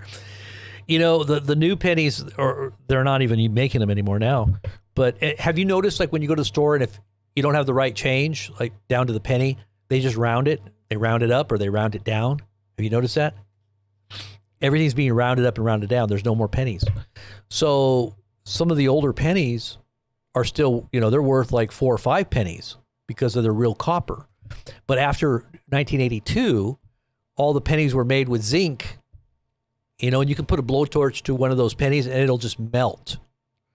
But with a copper penny, you put a blowtorch to it and it turns red and it glows. It's copper. And if you blowtorch it long enough, it'll melt into a ball of copper. But the zinc ones, they just melt and vanish. They just kind of dissipate. So people are collecting pennies.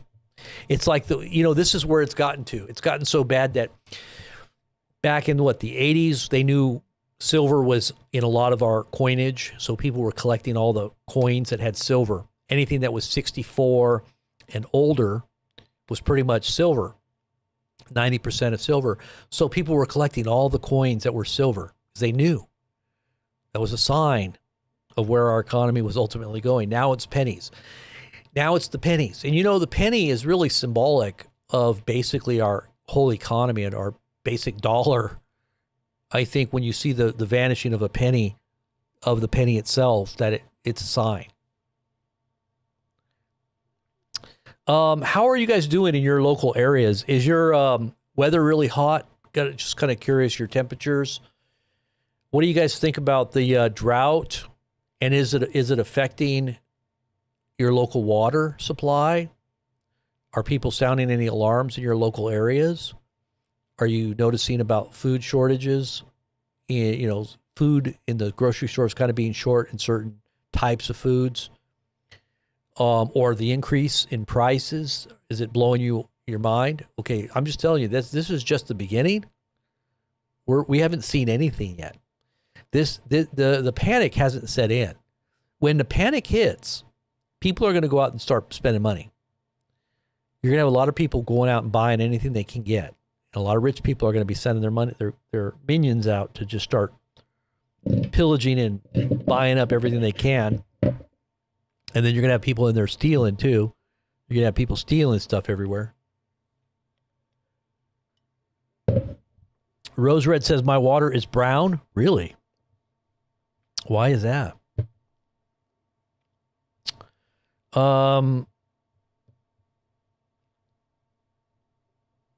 Let's see. Here's something we can look at here. Who cares about?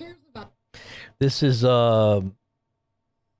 channel 6 out of, where is this at? Where one of the Tyson plants are located. She lost her job.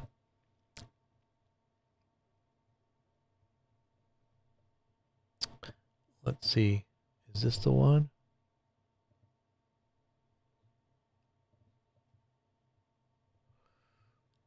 Hold on one second here.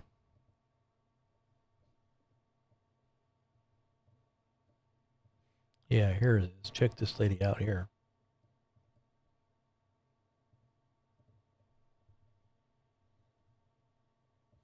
Who cares about you get paid for, the next 5 or 6 weeks? What are people supposed to do after that? What about the people that they hired a month ago? What about the people that they hired this month who can't get unemployment, that have left jobs and careers and everything else or relocated for this job? What are they supposed to do? Who cares about you get paid for, the next... So they're paying people, a little bit of severance, I guess, or small amount. But at a certain point, you're on your own, man. What are you going to do? You can't find a job? There ain't no more jobs like the one that you had traditionally that kind of took care of you, at least for your benefits, and gave you a good wage as a kind of type of factory setup. But factory jobs are now going to be given way to AI and robotics, and whether it's factory jobs or retail jobs or, even white collar type jobs. I mean, lawyers and doctors. I mean, they're literally nurses. They're literally taking over those jobs too. We're talking AI. It's taking over industries because it's so proficient and so, it doesn't need a paycheck. It doesn't need benefits. It saves on time because it can work 24/7. It just needs to plug itself back in, like some of these robots that plug themselves back in and charge up and then come back and start working all over again. No severance pay, no maternity leave, no sick leave, no vacation pay, no insurance or what do they call it? Workman's comp. I mean, gosh, you don't have to pay robots anything. They're just robots. Why not? You're going to save a huge amount of money in the long run. You don't have to worry about sassy talk back. Everybody's gossiping and you got, mutiny on the bounty inside of your workforce because robots don't do that. They don't have a social life, at least that we know of. Maybe it's a digital, so maybe they're doing something in the digital shadows that we don't know, but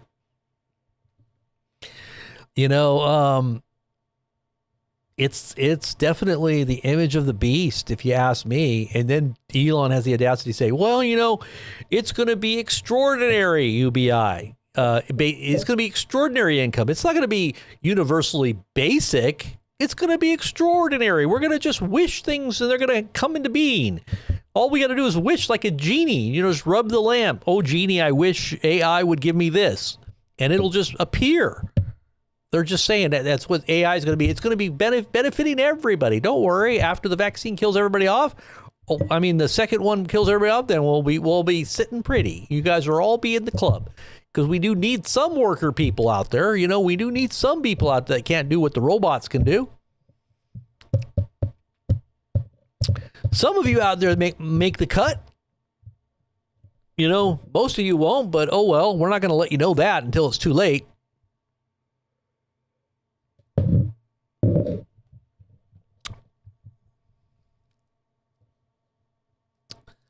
But anywho, what else we got? Looking at some of your comments again, let me see what you got.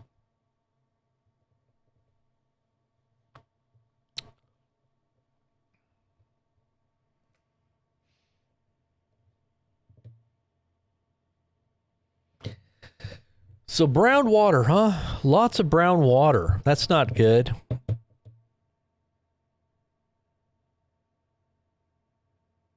They're putting more chlorine.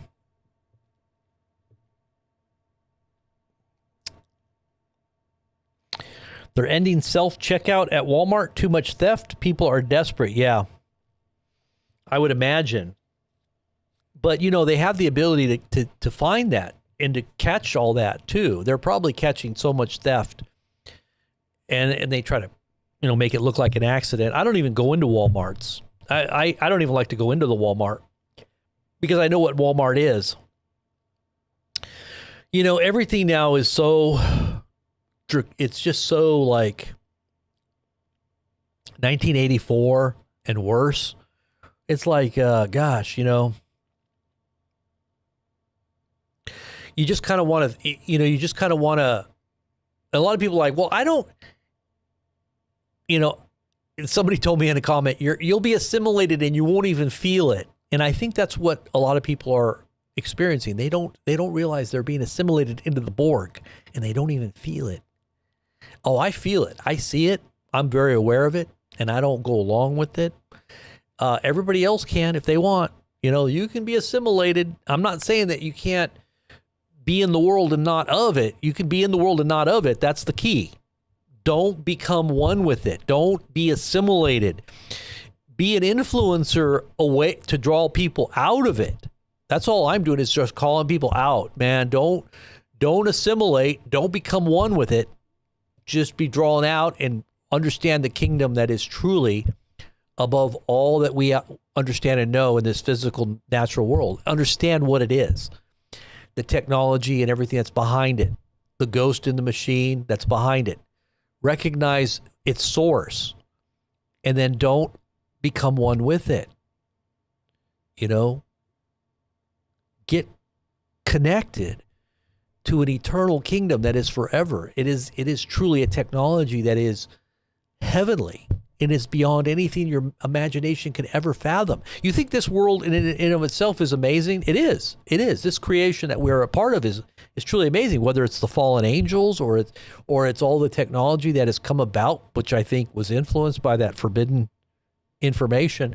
Hey, we're seeing the effects of both the fall and those who are being redeemed in this world that God created, that is also being affected by the fall. Can you imagine what the new heavens and new earth are going to be like?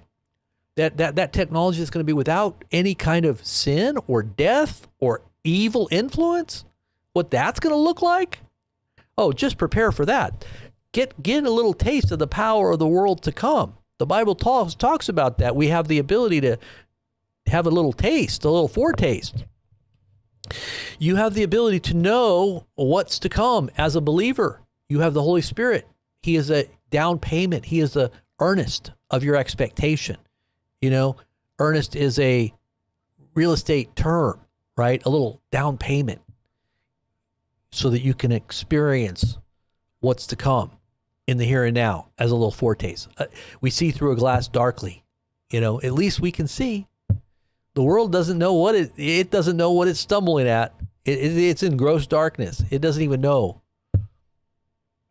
It can't see its face in front of its hand in front of its face. So we are to be the light of the world, and we're to make sure we draw men to Christ, right? Because who's the true light that lights every man? Jesus, right? So if you're truly a believer, you're going to have the light of Christ in you to draw people to him. And you'll be drawn to him as well. And you will ultimately be assimilated and taken up when it's all said and done, whether by resurrection or by translation. If you happen to be the last day generation, you will be translated, right? The dead in Christ will rise, and those who are alive and remain will be caught up together with him in the air. Amen. All right, so hold on. I got something else here. My wife just sent me here. Hold on. What else did you get me, honey? Let's see. Uh-oh, what is this? What is this? Okay, so this is over 2,500 Tyson food workers have abruptly been fired after the company shut down a beef plant. Okay, so this is actually footage from Tyson when they got fired. Oh, geez, are you kidding? Is that what this is? Let me see.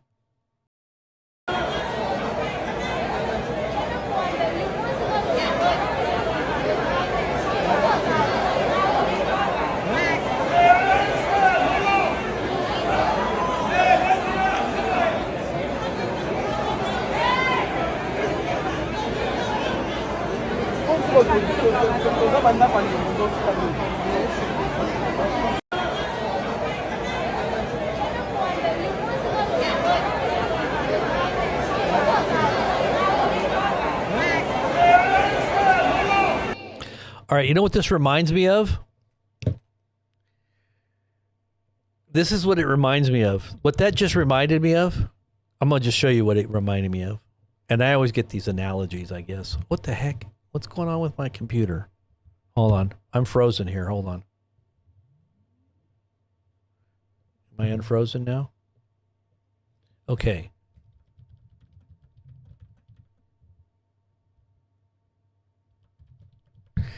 This is what that reminded me of here.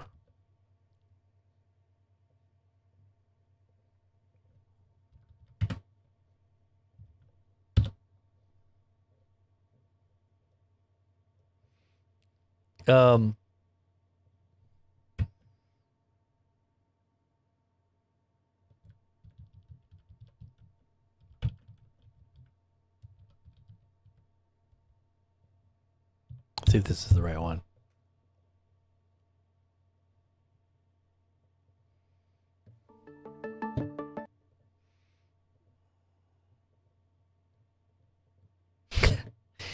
Little chicken nuggets.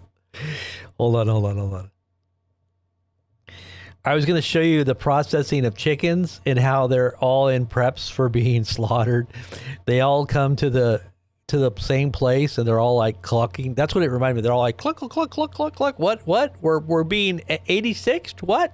Cluck, cluck, cluck, cluck. Yeah, they're about to put you through the processor there. This is a processor, meat processor. They're getting ready to, make some money off of you. You train the AI really well. In China, what they're doing is they're getting these factory workers and they put like a camera on their head, an AI camera, so that when they're working, it basically learns everything that they're doing and how they do it. And it analyzes every little thing that they're doing. And then it translates into an AI robotic humanoid that can do the same exact thing. So basically they're training and preparing for their loss of a job. They're training the AI to take over their jobs. They don't even know it. It's like, that's what a lot of people are having happen right now. They don't realize what they're doing. This is like their end game, and they think that because the media is telling them, oh, this is a great, we're in the golden age, like we're on the brink and the cusp of some amazing technologies that are going to make us live forever. Right. Yeah, right. They actually really want you to believe that, but it's not really for you anyway. Even though it's not for them either, they don't realize that it's not going to work for them. Because the Bible says that the rich men of the earth, if they do have something that makes them live a little bit longer, they're going to be hiding in the holes in the ground and under the mountains saying, Cover us from the face of him who sits upon the throne, because judgment is coming. There's no way you can escape the judgment. All right, so my wife just sent me this. Let's see what this is, honey. What is this? A couple cars are leaving the Tyson parking lot Thursday evening, some of them for the very last time. Tyson officials point to the ongoing cattle shortage as the reason it's closing down this plant. The company's beef segment posted a $138 million operating loss in Q3. Illinois Representative Ryan Spain says the closure is resulting in 2,500 people losing their jobs. Now, to give you an idea of the impact in the immediate Quad Cities, every day, Metro devotes 3 buses to getting workers to the plant for all 3 shifts. We talked to a woman who was a bagger for 20 years, and she's not sure what comes next. No, I'm just worried about how I'm going to cover my house payments now. Now I got to go see if I can go find me another job, because, I just bought a house, and now my house, I got to worry about how my house payment is going to get paid. Senators Dick Durbin and Tammy Duckworth and Representative Eric Sorensen released a joint statement committed to supporting the affected workers. State Senator Lee Ariano says this closure is gutting multiple communities almost overnight. And State Senator Mike Halpin says the workers deserve answers, support, and respect. In a press release, Tyson says it's focusing on beef operations to position itself for long-term success. Those operations will be centralized in other states. In Jocelyn, Maddie Franz, WQAD. Okay. Well, that sounded like they were really concerned about their displaced workers. Tyson really didn't even make a statement about that. Let's see. We got one more here. Let's see what this one is. Those cattle are going to have to go to a different location. So there will be, for a lot of producers that have utilized this plant, there will be some additional transportation costs associated with those cattle, depending on exactly where they're located. More than likely, the majority of these cattle, I would imagine, will be transferred to the Dakota City, Nebraska plant. It's the closest plant, but it may depend on other factors relative to Tyson's operations and how they're going to move things around a little bit. Those cattle are going to have to go to a different location. Well, it looked like they were injecting them with all kinds of weird stuff too. Let me see here. Let me see if I and how they're going to. Caught that. What the heck are they doing to them? Is that like something is being injected into all that beef? Look at that. What is that? That's like some kind of vaccine injection. What the heck? Oh, maybe it's steroids or hormones. I don't know. They want you fat. They want to fatten you up. Don't get on that ship. The book, it's a menu. How to serve man. You're actually being fattened up so that they can eat you, the aliens. Going to move things around a little bit.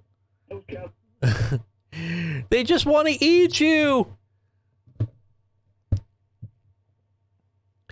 That was the Twilight Zone, remember? How many of you guys remember that? Twilight Zone. Mr. Foster, don't get on that plane. It's a cookbook. We decoded it. How to serve man. It's a menu. And then once he's on the plane on the spaceship, they're like, "Please eat. You need to be fatter. Don't worry." He's all feeling his arm.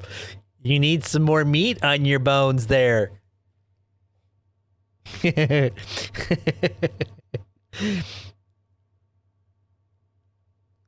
Yes, I'm sure it is. I'm sure the food is all poisoned. People don't realize what they're putting in our food supply. It's changed over the years, recent years, and now that Trump has fast-tracked all these new chemicals, which a lot of other countries have banned, you just got to wonder, like, really, this is in your face. Like, I don't know if it's they're doing this because there's, these are supplementing the shortage of fertilizers or maybe pesticides, because, pesticides are also short because of petrochemicals that are being cut off. That whole Strait of Hormuz and all the oil that's not coming through has a lot to do with petrochemicals. And a lot of the foundation of pesticides is petrochemicals. So I'm wondering if the reason why Trump had fast-tracked all those poisonous chemicals, if those are pesticides, is that what they are? It wasn't just glyphosate. It was some other ones that were really deadly. So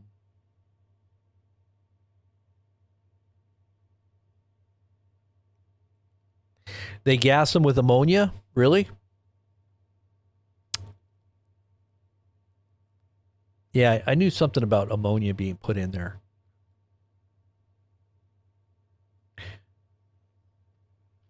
All right, let's see what else is here. I got something else here. Let me see. What is this? It says content not available.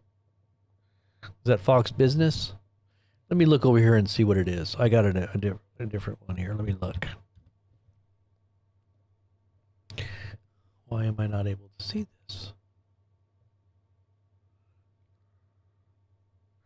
Hold on 1 second here.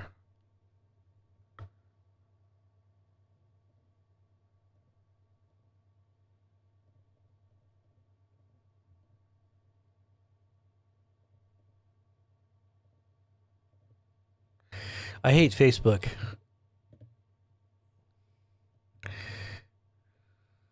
Facebook is...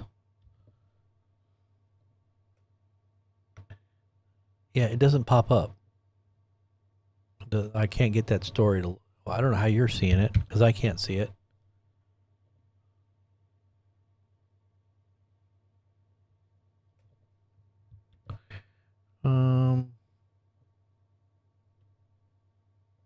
Let me try something else here.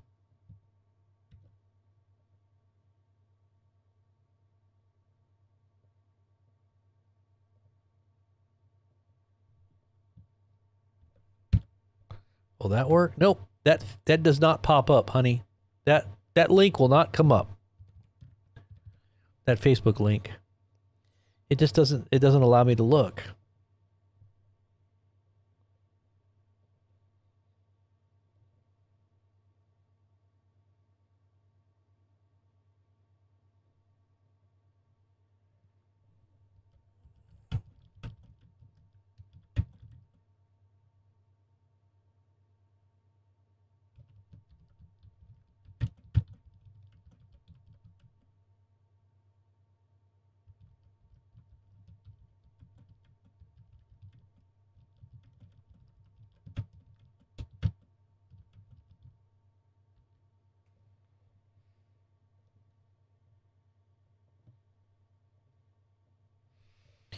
All right. Sorry, I was messaging something here. All right. So there we go. That's about it. I think we've exhausted everything that we wanted to look at tonight. Let me see if I can find my chat here.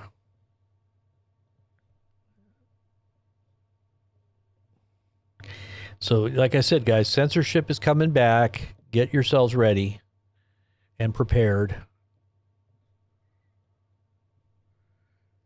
Okay, so I got a picture of it. Okay, so let me just post this. Okay, beef prices are surging as America's cat. Why is it that I can't see it? You can see it, I can't see it. That's really weird. Beef prices are surging as America's cattle herd falls to its smallest level in 75 years. Let's look at this really quick.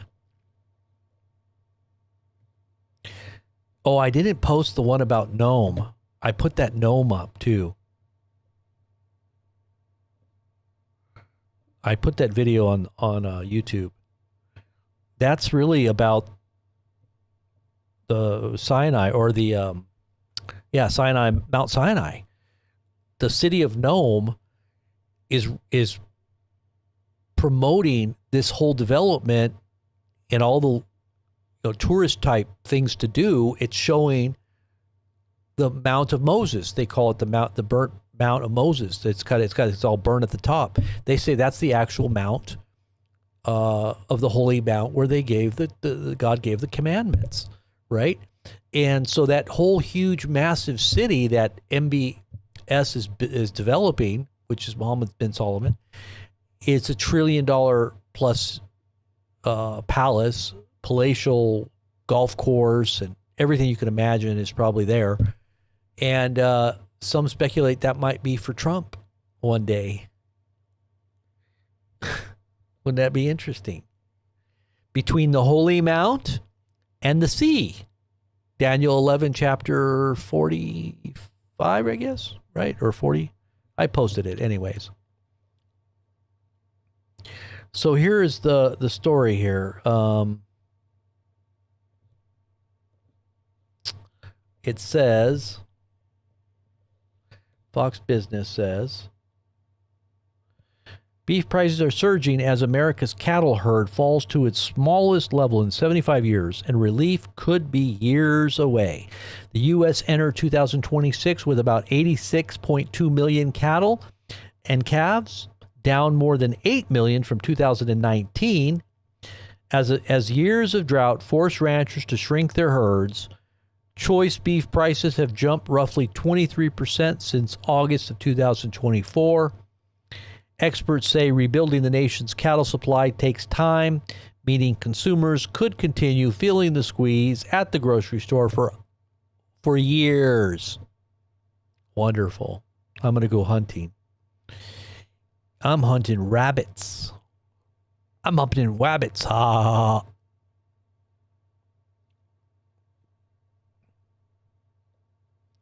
And then this one here. Okay, this is actually the post here.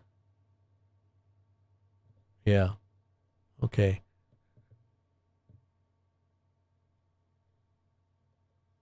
Wow, this site is messed up. Why is this site the way it is? This is so weird.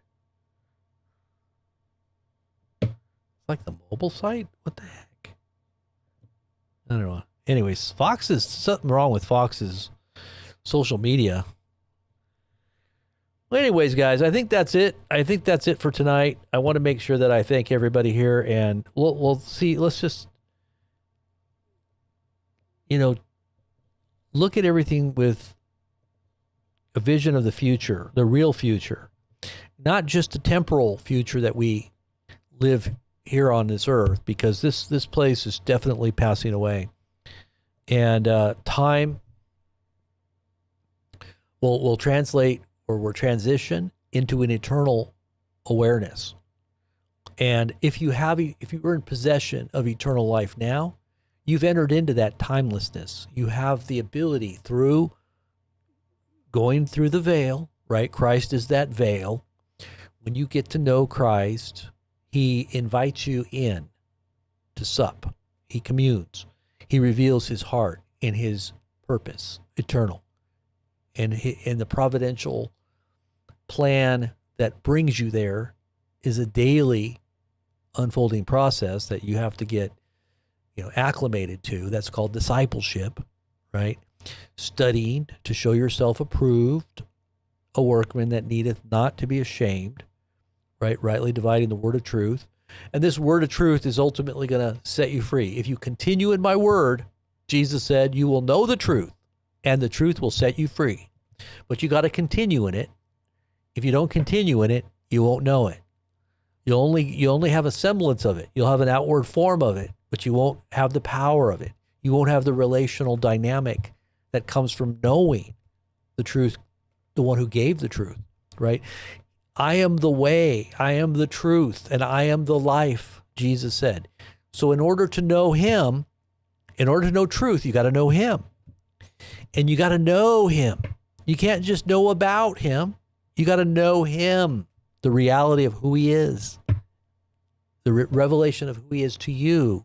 He's going to bring him, he's going to come, it says, and Jesus said, I and the Father will come to you, and we will make our abode within you, right? I will send the Holy Spirit, then I and the Father will come, and we will make our abode within you. There's a Trinity right there too, by the way. If you want to hear, all throughout Scripture, it talks about the different aspects of what we call the Trinity. if you want to say the one triune God. The one triune God. How does that work? Well, it's one, but it's the revelation of God's interactions with humanity, right? And so if he comes to dwell within you and make himself known to you, and he's going to advocate for you before the Father, and there you go. Now you're accepted in the beloved, right? Then all the mysteries and the wisdom of God is within Christ, and you have access to it. All the treasures of wisdom and of knowledge, it says, are hidden in Christ. And they're hidden to those who don't know, to those who just want to get a cursory understanding of what the gospel is. They're not going to end up knowing it. You got to give your whole heart, soul, and mind and follow him, right? That's how the disciples got it. They sold everything they had and they went after him. They believed so much that they gave up everything to follow him. And that's the way it is in this world today. There's no difference. You're going to have to give it all up. And then he says, oh, he'll give it all back. 100 times what you gave up, he'll give it all back to you. Mothers and fathers and lands and children and parents. And he says, you give it all up for my name and sake in the gospel. Then I will give it all back to you 100 times with persecutions. He's going to qualify it with the persecutions. And then you're going to receive eternal life, right? And then they, not only here in this earth time continuum, you're going to have it in the eternal ages to come, an abode that is forever, right? I go to make a place for you, that where I am, there you may be also. In my Father's house are many mansions. We're not talking about just structures and buildings. We're talking about creation beyond anything that you could ever dream of on this earth, without any encumbrances, without any, intimidating evil or death or anything. All tears wiped away. Get in preparation for that now, because that's what this is all about. You getting ready. Get your garments, your wedding garments ready, right? Without spot and wrinkle. You got to be prepared. Amen. How many of you guys are ready? How many of you guys are getting ready? I pray you're all getting ready. How many of you got to be ready for the big, what is it? Marriage supper. They call it the marriage supper of the Lamb. When you're all sitting there at that table, you're going to be ready. You can only be let in if you have a wedding garment. Remember the parable? You don't have the wedding garment, you're not going to be allowed in. Make sure you got your wedding garment. Amen. God bless you guys. I love you all. In Jesus' name. Have a good night, and I'll talk to you soon. Any major news develops, we'll be on here alerting you through the texts, and we'll alert you through all the other. But get on that text. If you want to get the alert in real time, make sure you're on that text alert. And by the way, I'll put it on here before I go so you'll know how to do it. All right? God bless. Love y'all. Robert here at BP News. Wanted to let you know that we've got the early warning alert system set up. It is the BP News app. Don't miss out on breaking news when it happens in real time. You will get a push notification and or a text alert. In order to get the text alert, once you download the app, make sure you hit the right top hand corner icon, little person icon up there, and register with your phone number, and that way we can send you a text alert. Otherwise, just use it as a guest and get the push notification. That comes directly through the app, and you'll see an alert when we go live. Stay in touch with all of our social media as well here at BP News. God bless.